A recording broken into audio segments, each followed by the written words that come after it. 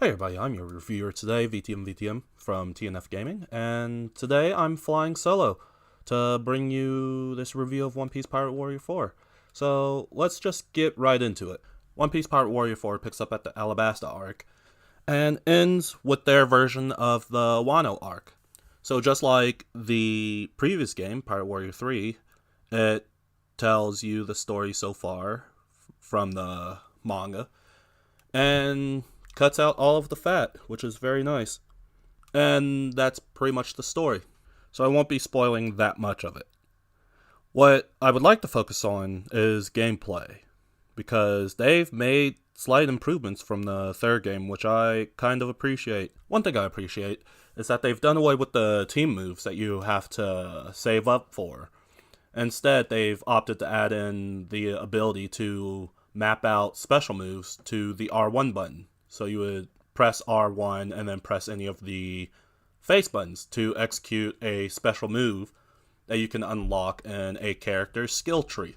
And certain moves that they call boost moves will change your character's form. So like with Luffy, he's able to unlock second gear and fourth gear. So you can then map those to any of the face button and transform for a certain amount of time before you have to exit that form and save up for it again through combat. One thing they did keep is the basic combos. With the square button, you get a 5-button press with the square button to execute a basic combo. And then you can throw in a triangle for a heavy attack to change up the combo within those button presses. So you can press square once and then press triangle once. Or you can press square twice and then press triangle. So on and so forth. It's the same thing that was in the previous game. It's in a lot of these games nowadays where triangle just slightly changes up a combo. Basic stuff. One thing they have added is a character map for each character that serves as its character tree. So you can upgrade them as you go through the story, which is pretty nice. Like with Luffy, you can upgrade his character tree as you go along the main story and unlock abilities like second gear and like certain upgrades, or make upgrades to previous special moves that you had. So like with his Gum Gum Bazooka, you can upgrade that so it can hit a lot harder than just a basic level 1 version of that move. You can also upgrade their health, defense, stamina, and the amount of passive skills that they can have in the game. Now, to be able to unlock all of these things, you need a certain amount of money and things that you can collect after completing missions that are coins for each character. Like, you can get, like, a Luffy coin or a Zoro coin. Like, you have to have the specific coins to be able to unlock your skills further down the line. So without them, you can't upgrade. So sometimes they do force you to replay missions or go to the side missions, like the ones in the treasure log, and play through those to be able to get what you need to max out a character. The next thing I'd like to talk about is just the game in general. Like how they've done away with their slideshows or manga panels of the game, and they've just made handcrafted cutscenes instead, which it's very nice because you kind of get to sit back and watch a movie play out while they interject moments of being able to play the game. The thing I think would have been better is if they added quick time events during some of these cutscenes, because they normally happen at the beginning of a mission, sometimes in the middle of a mission, and definitely at the end of a mission to cap it off. So it's like the beginning and end, they have cutscenes. And at the end, normally it ends with like a fight scene playing out. And I think that would have been a good point to have quick time events. And sometimes they use a different style cutscene that's kind of in-game, so a lot of the characters are stiff. But that's only to like do a setup for a transition in a way. So it's not really that much of a problem for me, at least. I don't mind it. On a technical standpoint, the game looks great. It looks like they updated their graphics a little bit for this game. And they put a lot more enemies on screen than the previous game. So it truly feels like you're just mowing down thousands of these poor NPCs.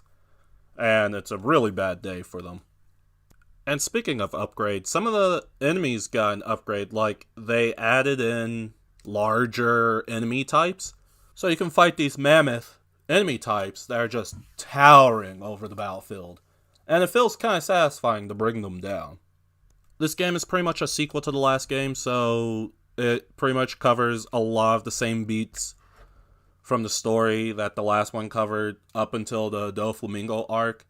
And then it goes to the Wano arc with the fat trimmed out. So you could kind of view this as One Piece Kai if you were ever looking to get into One Piece.